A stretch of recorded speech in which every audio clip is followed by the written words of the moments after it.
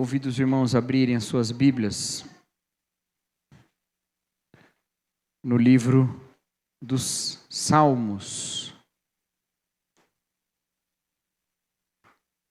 E o salmo que nós leremos será o Salmo 137. Salmo 137.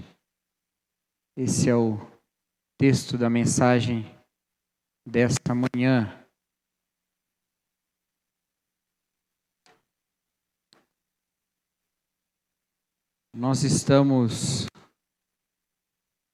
Eu estou, vou dizer, de um jeito mais pessoal, bastante inclinado nos últimos tempos. Acho que por causa das nossas reflexões sobre a primeira epístola de Pedro, pela noite, que se encerraram no domingo passado, estou inclinado a pensar na nossa condição de exilados. E por isso esse salmo é um salmo que funciona. Funciona para pensarmos nisso. Porque ele é um salmo falando das condições do exílio. Então é sobre isso que nós vamos refletir essa manhã. Salmo 137. Vamos ler o salmo todo. Diz assim a palavra de Deus: Junto aos rios da Babilônia nos sentamos e choramos, ao lembrar de Sião. Ali nos salgueiros penduramos as nossas harpas, pois os nossos captores pediam-nos canções. Os nossos opressores exigiam canções alegres, dizendo: cantem para nós uma das canções de Sião. Como poderíamos cantar as canções do Senhor em uma terra estrangeira? Se eu me esquecer de ti, ó Jerusalém, que a minha mão direita perca suas habilidades, que me grude a língua ao céu da boca, se eu não me lembrar de ti, e não considerar Jerusalém a minha maior alegria. Lembra-te, Senhor, dos edomitas e do que fizeram quando Jerusalém foi destruída, pois gritavam: arrasem-na, arrasem-na até os alicerces. Ó cidade da Babilônia, destinada à destruição, bem-aventurado aquele que lhe retribui o mal que você nos fez. Bem-aventurado aquele que pegar as suas crianças e despedaçá-las contra as rochas. Durante o período da ditadura militar no Brasil, a música brasileira, música popular brasileira, estava... Assim, no momento em que começa o regime da ditadura militar, ali na década de 60, a música popular brasileira estava bombando. Era a época ali dos grandes festivais, época em que as celebridades do Brasil não eram atores de novela, mas eram os cantores do rádio, né? Ainda que a fase mais do rádio, a fase de ouro já tivesse passado, mas esses cantores eram as grandes celebridades do Brasil, né?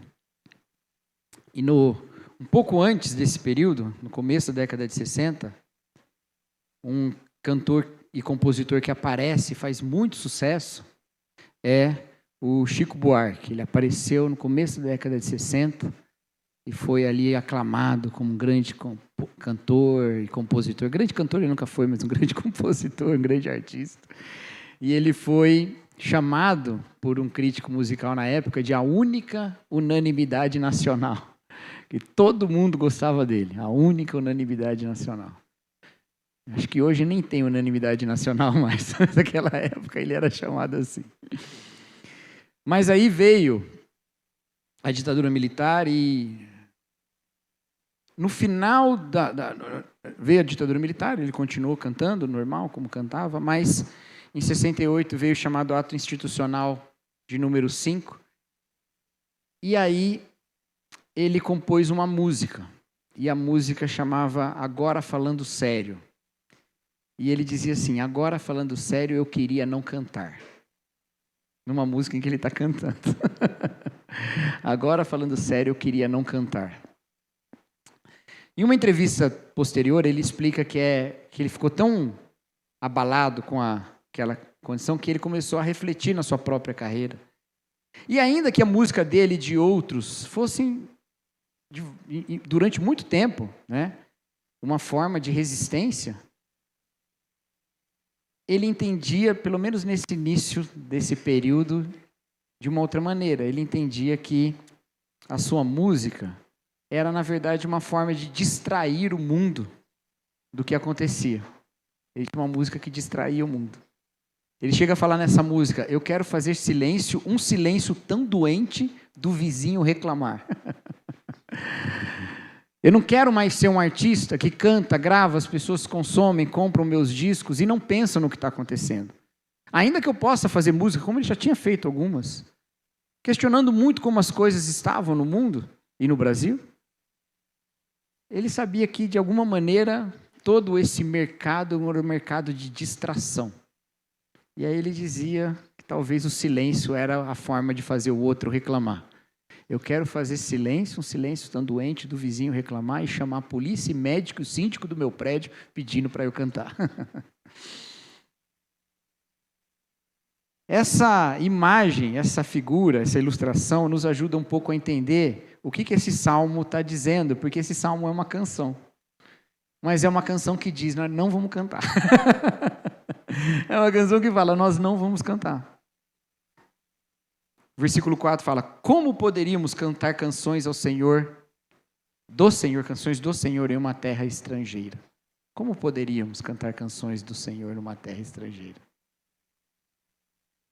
A pergunta que o salmista faz. E lembrando, eu quero reforçar isso para os irmãos para entenderem mais ainda a contradição aparente desse texto. O Salmo 137 é uma canção. É uma canção em que eles estão dizendo como nós poderíamos cantar. Eles dizem que essas canções eram exigidas pelos seus opressores, versículo 3.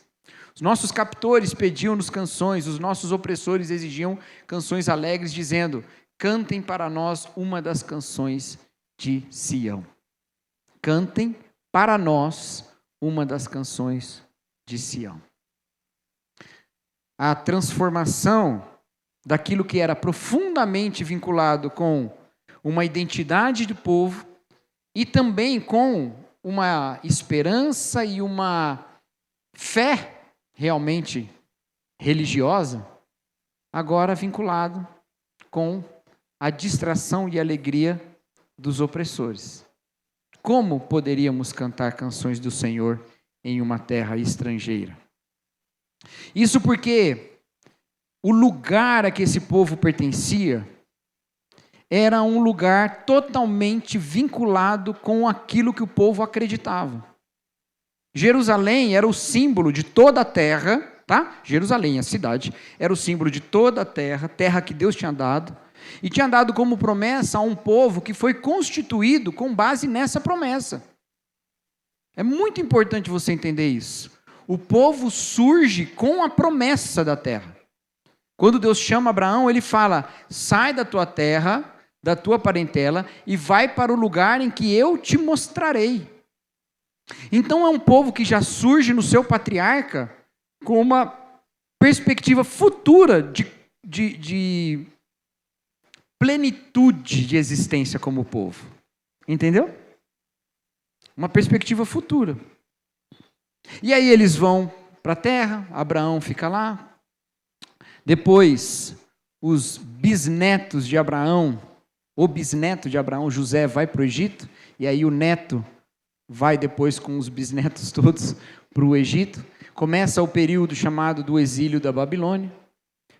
E aí eles retornam sempre com essa expectativa, a terra que o Senhor nos dará. E o Senhor vai dando elementos de povo para esse povo. Já deu o elemento familiar, todos eles filhos dos patriarcas, Abraão, Isaque e Jacó. Mas também vai lhes dando lei, fé, até que lhes dão um lugar. Um lugar para eles se estabelecerem. E aí, alguns séculos depois, esse povo é levado embora de novo. E agora ele é levado para a Babilônia, outro exílio, o cativeiro da Babilônia. Estão exilados. E de novo esse povo se constitui com essa expectativa futura. Mas uma expectativa que retoma os elementos do passado. Às margens dos rios da Babilônia, sentamos e choramos com saudade de Sião. Com saudade de Sião. Esses elementos constituem esse povo, sejam eles presentes ou em expectativa. A Jerusalém presente ou a Jerusalém para o qual eles desejam retornar. A qual eles desejam retornar. É um povo formado dessa maneira. Então as canções não fazem sentido quando esse povo está limitado em ser povo. Ela só faz sentido como uma expressão real da sua existência como povo, mesmo se for em terra estrangeira. Mas aqui não era essa a questão. Aqui era a canção para servir os opressores. Cantem-nos uma canção lá de Sião. Cantem-nos uma música de Sião. Na história mundial das comunidades migratórias e tal, a música é sempre muito poderosa. Os elementos musicais, eles são sempre muito poderosos. Nós temos exemplos disso mesmo dentro da tradição cristã. Quando a gente vê, por exemplo, aquilo que nós chamamos de gospel nos Estados Unidos, que nada mais é do que a música cantada pelos oprimidos em terra estrangeira. Gente levada como escravizada para os Estados Unidos e gerações depois criam o que é chamado do spiritual. No Brasil, a mesma coisa. Muitas das canções que nós temos são canções de influência e de raízes de um povo que é um povo escravizado, oprimido, levado para um exílio. Canção é resistência, mas ela também é rapidamente assimilada, distorcida, desfigurada do seu caráter de resistência e transformado em forma de subjugação.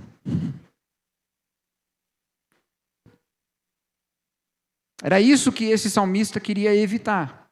Que aquilo que era profundamente importante para o povo se tornasse um elemento de opressão. E o que isso tem a ver conosco, meus irmãos? Que estamos aqui em exílio também. Porque nós estamos em exílio. Porque nós também somos um povo constituído na promessa de uma Jerusalém. Que nós também somos um povo constituído por um pertencimento. E nós também sentamos às margens dos nossos rios e choramos. Com saudade do que ainda não vivemos, para citar o poeta. O poeta é o Neymar, se vocês não sabem, tá, gente?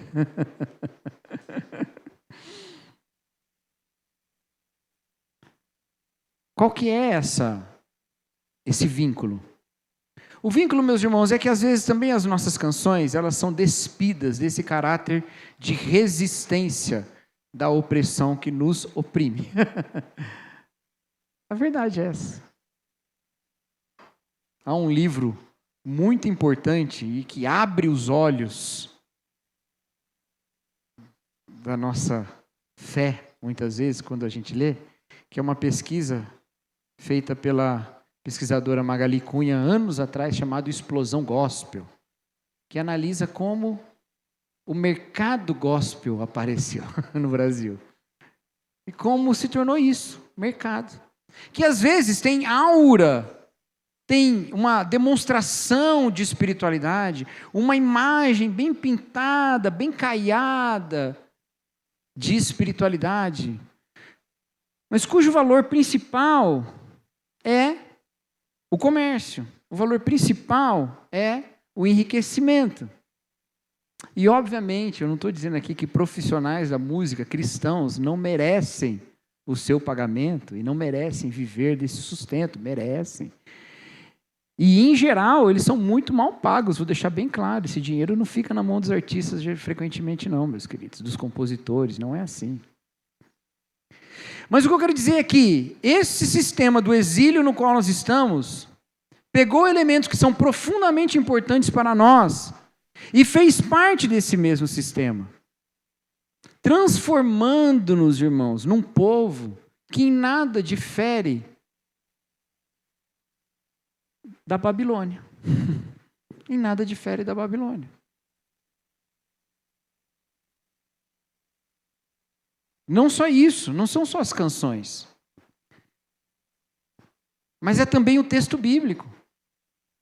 Porque, na verdade, não são exatamente as canções que nos remetem a Sião, já que as palavras de Sião que nos movem são essas aqui, né? As canções que nós compomos e cantamos aqui hoje, lindas inclusive, elas são um desdobramento desse primeiro. Mas o próprio texto bíblico tem sido distorcido, tem sido usado para justificar um mundo que é um mundo de pecado, de mentira, de opressão, um mundo de um sistema de injustiça. E a gente precisa lembrar do nosso caráter exilado e lembrar que as palavras do Senhor são palavras de resistência. Elas são palavras de resistência. Resistência contra um mundo caído. Resistência contra a verdadeira Babilônia, contra o verdadeiro rei da Babilônia, que não é Nabucodonosor ou nenhum dos seus sucessores, ou os reis da Pérsia, mas que é o próprio príncipe desse mundo, o Satanás. As palavras da Escritura, elas são elementos de resistência contra os poderes do inferno e nos constituem como um povo distinto da Babilônia, distinto dos sistemas mundanos e injustos. Então, o que nós devemos fazer quando tomamos consciência do exílio ao qual nós estamos submetidos? Nós nos assentamos às margens do rio e lamentamos e choramos. E choramos as condições desse exílio a que nós estamos submetidos. E quais são essas condições, meus irmãos? Eu quero dizer que nós precisamos ouvir o choro dos exilados, o lamento dos exilados, a compreensão dos medos e inseguranças, tristezas e sofrimentos que nos levam a compreender como esse mundo está quebrado. Você não entende que esse mundo está quebrado porque um pastor do púlpito fala, olha que absurdo que passou na novela ontem.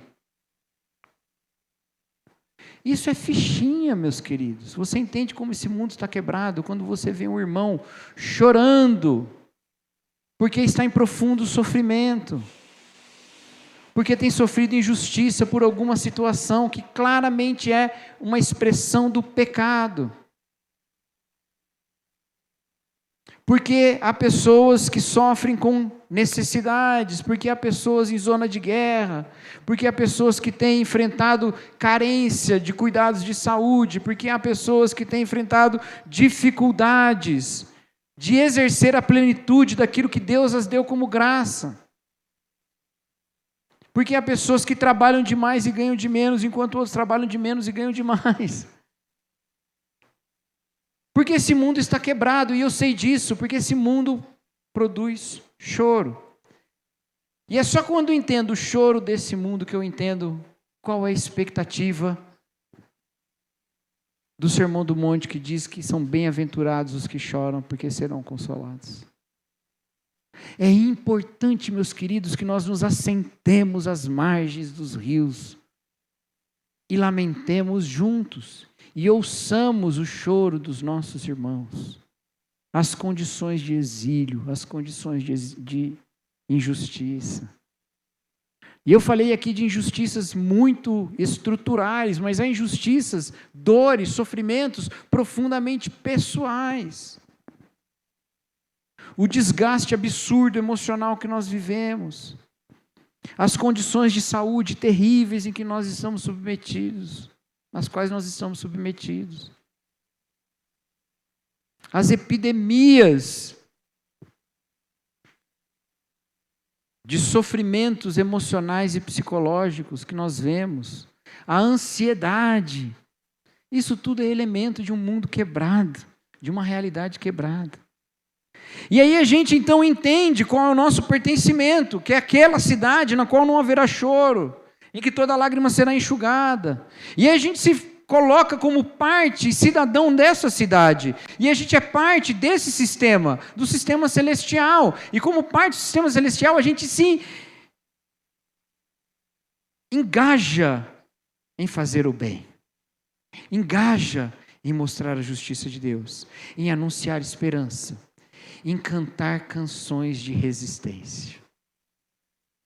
Não canções de opressão, canções de resistência.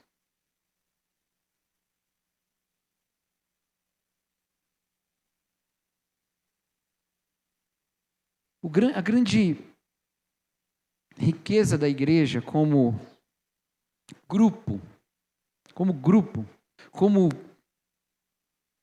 a sociedade dentro da sociedade, é que a igreja ela tem membros e representantes em quase todo o outro círculo da sociedade. E assim a gente pode sentir as dores de quase todo mundo.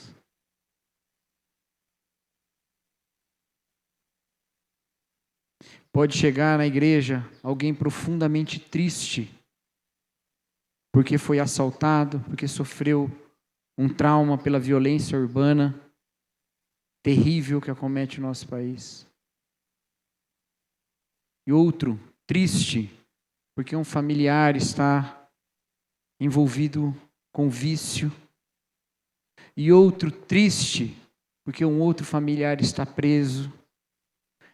E são pontos diferentes de uma mesma história, dores diferentes e todas elas reais, e para todas elas há o Evangelho, mas todas elas dizem muitas coisas diferentes, mas falam uma coisa fundamental: o mundo está quebrado. O mundo está quebrado.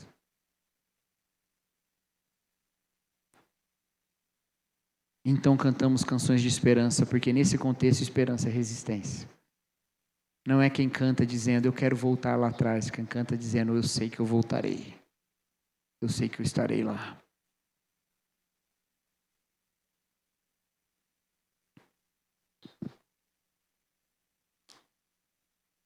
É muito mais profundo, meus queridos. Nós entendemos que essas nossas canções, que as nossas palavras, que a Escritura não estão desconectadas do povo que as celebra, do povo que as canta.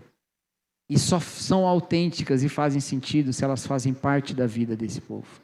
Quando eu era líder de adoração, eu cometia um erro que eu parei de cometer um dia que me chamaram a atenção. E os nossos líderes aqui nunca cometeram esse erro. Nunca. Eu estou falando sério. Nunca, pelo menos não aqui. Talvez tenham cometido em outro lugar, mas aqui não. Eu falava assim, irmãos, vamos cantar louvores ao Senhor.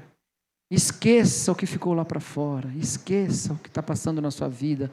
Pense só no Senhor agora.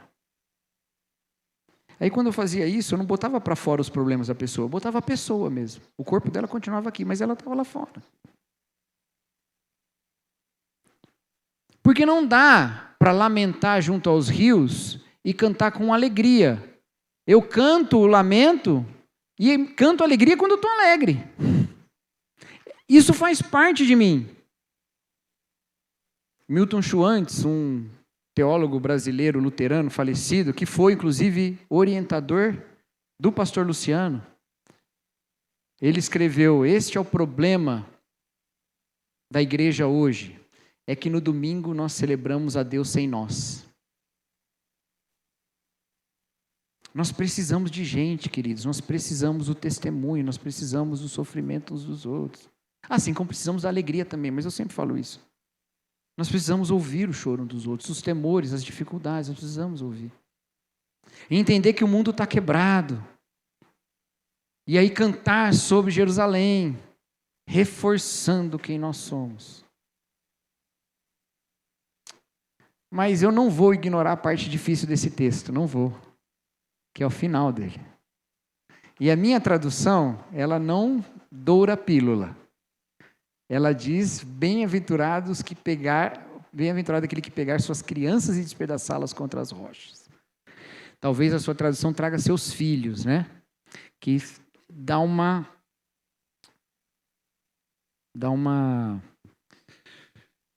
deixa um pouquinho menos agressivo, ainda que muito agressivo. Por que menos agressivo? Porque filho não tem idade, né? Então os filhos da Babilônia podiam ser pessoas, né, poderosas, alguém é filho da Babilônia, assim como nós somos filhos do Brasil, coisas do tipo. Mas a ideia aqui são filhos, crianças mesmo. Eu não quero ignorar aqui essa parte difícil. De fato, aqui nós temos um salmo que termina numa nota muito violenta.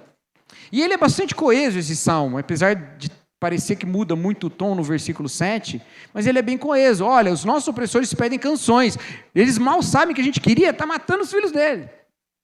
Entendeu? A distância de uma coisa para outra. Eles querem que a gente cante, eu não sabem o que eu queria fazer. Um dos diretores de cinema mais violentos que existem, não no seu nível pessoal, acho que ele não é uma pessoa particularmente violenta, mas naquilo que ele põe na tela, é o Quentin Tarantino, né? Quentin Tarantino é famoso pela estética da violência, fazer sangue jorrando em todo lugar e tal. Mas nos últimos anos, pelo menos os últimos filmes que eu vi dele, eu não vi todos, os mais recentes eu não vi, mas alguns que eu vi, rapaz, passado, ele parece que entrou numa de fazer grandes justiças a partir de uma vingança narrativa.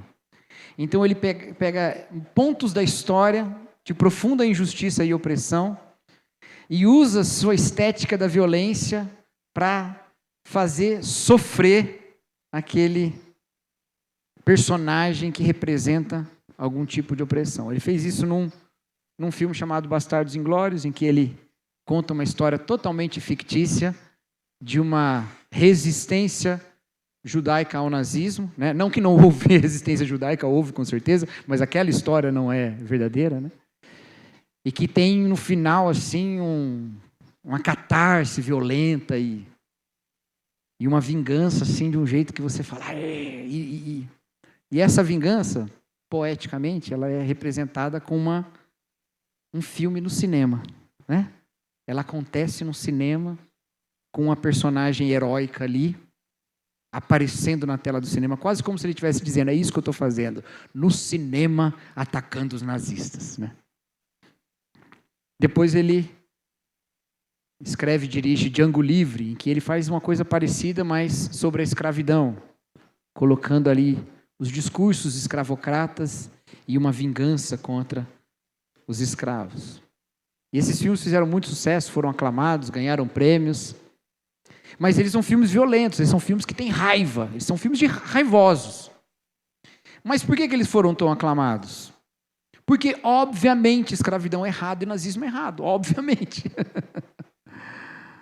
Obviamente, se o filme fosse o contrário, como existiram filmes assim, né? Na época da Alemanha nazista, um cinema feito todo contra os judeus, por exemplo. Se fosse o contrário, nós diríamos, não, esse filme não, pelo amor de Deus, está falando dos nazistas arrebentando com os outros. Ou racistas mesmo, como filmes do passado, como aquele O Nascimento de uma Nação, né? Filme americano que endeusa a Ku Klux Klan. Hoje esses filmes são absolutamente descartados. Por quê? Porque ainda que o Tarantino seja bem violento nos seus filmes, ele está expressando artisticamente contra uma violência real. O que eu quero dizer é, nunca confunda a ira da violência real contra a ira da vítima da violência. Nunca confunda, entendeu? Nunca confunda. Elas não são a mesma coisa. Agora, elas são semelhantes em um aspecto. Nenhuma delas é resposta. Elas são semelhantes em um aspecto. Nenhuma delas leva à justiça. E quem diz isso não sou eu, quem diz isso é Tiago, na sua epístola. A ira do homem não produz a justiça de Deus. Esse salmo é um salmo irado, e você pode ler aqui esses versículos e falar, meu Deus, isso aqui não deveria estar na Bíblia. Como alguém pode se alegrar com crianças, seja ela quem for, esmagadas contra a rocha? Mas é importante a gente imaginar, ou imaginar não, né? Lembrar que esse evento não aconteceu. Judeus pegando crianças babilônicas e esmagando contra a rocha. Isso não aconteceu. Aqui é o derramar de um coração irado. Irado. E a pergunta que fica é: eu posso fazer uma oração desse jeito? Eu posso voltar a minha ira e falar assim: bem-aventurado aquele que pega aqueles corintianos e arremessa contra a rocha? Só porque eu sou corintiano, para não ficar, né, nenhuma. Qualquer palavra que eu usasse agora ia dar problema, então eu vou pegar. Eu posso fazer isso, meus irmãos? Eu posso fazer isso? Bom, a gente pode pensar em alguns aspectos do Novo Testamento, que eu acho que vão iluminar essa imagem. Um deles são os discípulos passando com Jesus por Samaria e falando: Senhor, o Senhor quer que nós oremos e caia fogo sobre eles? E Jesus fala: vocês não estão entendendo nada. Ou Pedro sacando a sua espada e dando na orelha de um soldado que estava levando Jesus para ser preso. E Jesus voltando-se a ele diz: o que vive pela espada morrerá, e curando a orelha do soldado. Ou a gente pode ir nas partes mais normativas do Novo Testamento. Eu acho que elas não deixam dúvida nenhuma. Quando o Senhor Jesus Cristo, lá em Mateus capítulo 5, fala que nós devemos amar os nossos inimigos, orar por eles, abençoá-los. Expressão que o próprio apóstolo Paulo repete, lá em Romanos capítulo 12. Não nos vingarmos a nós mesmos. Porque quando o Tiago fala que a ira do homem não produz a justiça de Deus, é porque ele sabe que a ira de Deus está totalmente vinculada à sua justiça. Deus se ira porque o mundo está quebrado. Mas a gente se ira porque o mundo está quebrado sem entender que o nosso próprio senso de justiça também é quebrado. E por isso a nossa ira também é quebrada. Então não confunda nunca a violência real com a violência do oprimido. Mas também não tome a violência do oprimido como forma de fazer justiça, porque Jesus não tomou ela. Ele não escolheu o caminho da violência para fazer justiça. Ele escolheu o caminho de ser violentado. Então, para que servem esses versículos aqui para nós que vivemos um contexto de Novo Testamento? E aqui eu me conecto um pouco com a pregação do domingo passado à noite, em que nós meditamos sobre a Babilônia do Novo Testamento, em que Pedro fala que a sua irmã eleita da Babilônia manda saudações, sendo que essa Babilônia já tinha ido fazia tempo, ele estava falando de Roma. Para Pedro a Babilônia era Roma, para nós a Babilônia é todo esse sistema de pecado e de injustiça do mundo. Então existe uma Babilônia hoje. E existe um inimigo hoje. E o inimigo hoje, meu irmão, é o senhor desse sistema, Satanás, o diabo. C.S. Lewis disse que há 2 erros a respeito do diabo que os cristãos cometem. Um é falar demais dele, outro é nunca falar dele. Um é considerar que tudo é do diabo, o outro é considerar que o diabo não existe. São 2 erros. E são 2 erros mesmo. Na nossa tradição, na nossa vivência como igreja, dificilmente nós cometemos o primeiro. Dificilmente nós cometemos o primeiro. A gente não costuma trazer o diabo muito para a igreja. A gente não costuma evidenciar muito as suas ações. A gente não costuma trazer muito as suas artimanhas e obras como sendo o centro da nossa pregação. Mas a gente corre um sério risco do segundo. A gente corre um sério risco do segundo erro. E o risco do segundo erro, meus irmãos, não é que, ignorantes sobre o diabo, nós vamos acabar caindo nas suas garras. Esse é um risco, mas ele é um risco pequeno. O Senhor Jesus nos protege. A palavra de Deus fala que se fosse possível, Ele enganaria os eleitos. Se fosse possível. O problema não é esse. O problema é que quando a gente ignora quem é o nosso verdadeiro inimigo, nós fazemos das pessoas as nossas inimigas. Se você não reflete na realidade da inimizade espiritual, você vai criar inimizade com pessoa que não é espírito. Se você não reflete na realidade do reino demoníaco, você vai acabar demonizando o outro. Isso está na Bíblia? Tá. Apóstolo Paulo escrevendo aos Efésios. A nossa luta não é contra a carne nem sangue, mas contra principados e potestades nas regiões celestiais. Gosto de destacar que ele fala regiões celestiais para você entender que ele está falando do mundo espiritual.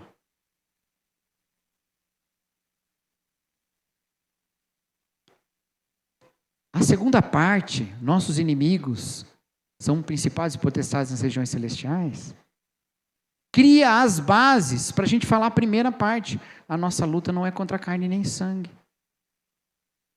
Porque na Babilônia, para a gente manter a nossa identidade, a gente precisa entender a alteridade. Para a gente saber quem a gente precisa entender quem a gente não é. E muitas vezes no gueto cristão, a gente quer entender quem a gente é crente e fala, a gente não é não crente, a gente não é do mundo, a gente não é o ímpio, a gente não é o gentio. Quando a Bíblia fala, a gente é humano como eles, a gente é pecador como eles, a gente é carente da graça como eles. Então o que a gente não é? A gente não é demônio, e eles também não. Entendeu? A gente não é demônio e nem eles são demônio. A justiça não vem de eu odiar as crianças e os filhos deles. A justiça vem de eu resistir ao diabo e ele fugirá de nós.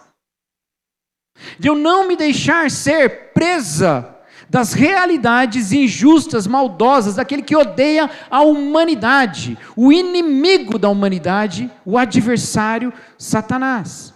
E se o adversário da humanidade é Satanás, a humanidade não é minha inimiga. Porque Satanás é meu inimigo. Aqueles que estão sobre o seu domínio, sobre o seu poder, sobre o seu domínio, sobre o seu poder, são pessoas que eu amo, por quem eu oro e que eu espero ver resgatadas e trazidas de volta da Babilônia que se encontram. Assim como eu quero chegar também na Nova Jerusalém.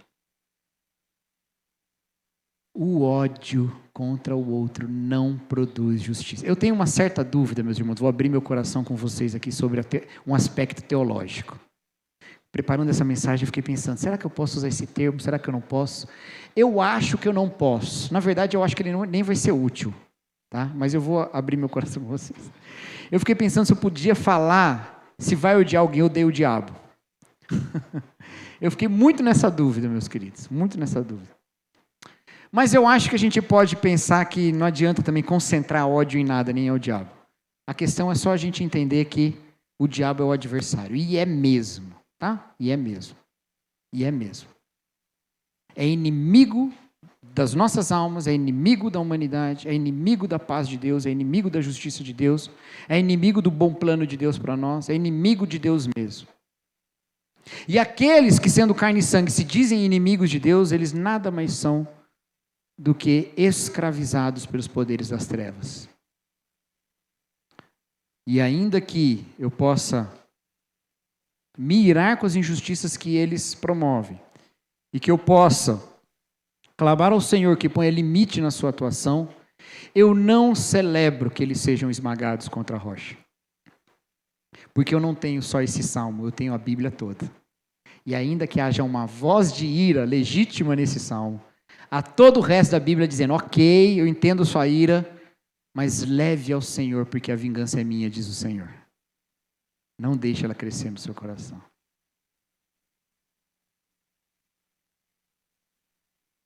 O nosso inimigo é Satanás, queridos. E ele escraviza os seres humanos. Mas a Babilônia há de cair, amém? No desfecho dessa guerra, aquela retratada lá no Apocalipse, porque o Apocalipse é uma guerra, né? Entre Jerusalém e a Babilônia.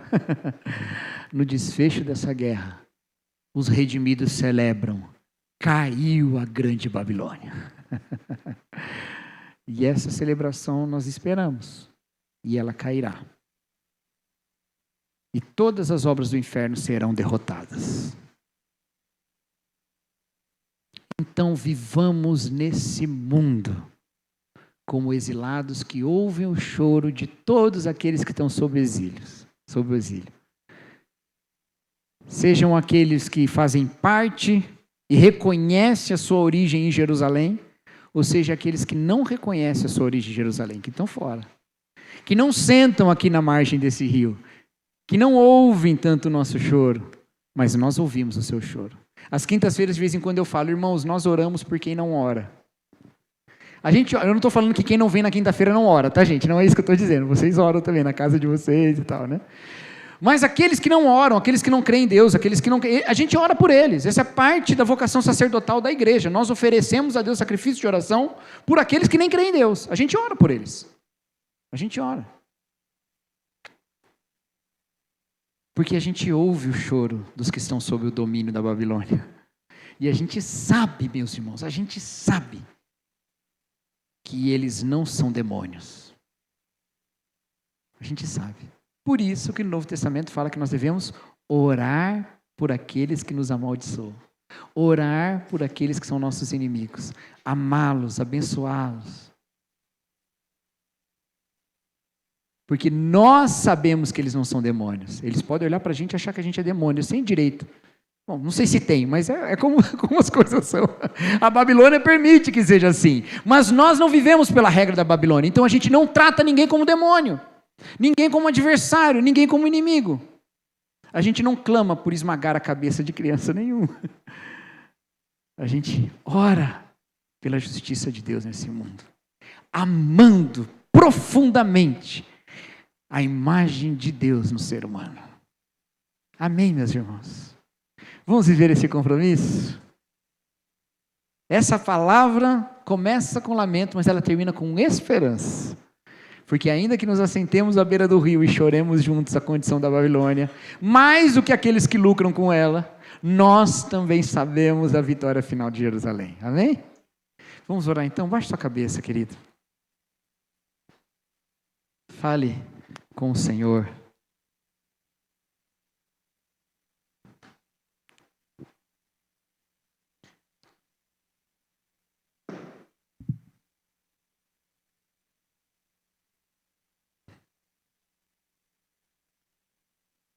Peça ao Senhor que coloque no seu coração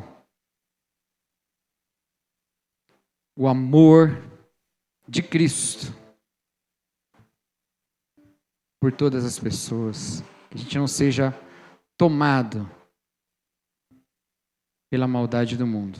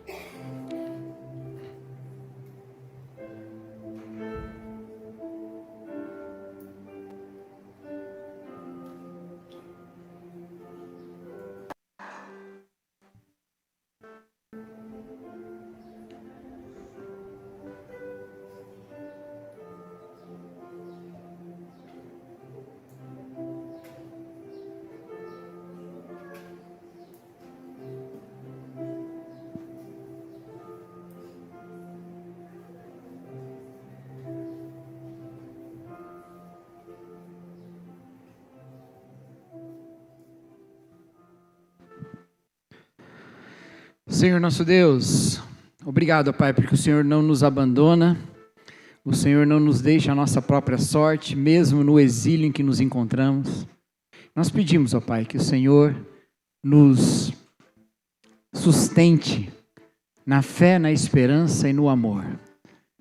Senhor, que as virtudes do Senhor sejam manifestadas na nossa vida, com a disposição para ouvirmos o lamento uns dos outros, com o reconhecimento da nossa origem no Senhor, com a disposição para a resistência à injustiça, maldade e opressão do mundo, e com o amor, ó Deus, por aqueles que se encontram escravizados por Satanás e que precisam da sua libertação. Ensina-nos, ó Pai, a manifestar na Babilônia em que estamos os valores da Jerusalém celestial. E que assim, ó Deus, o Senhor seja exaltado na nossa vida, enquanto o inimigo é envergonhado, não pela nossa virtude, mas pelo evangelho do Senhor que redime e transforma pecadores como nós.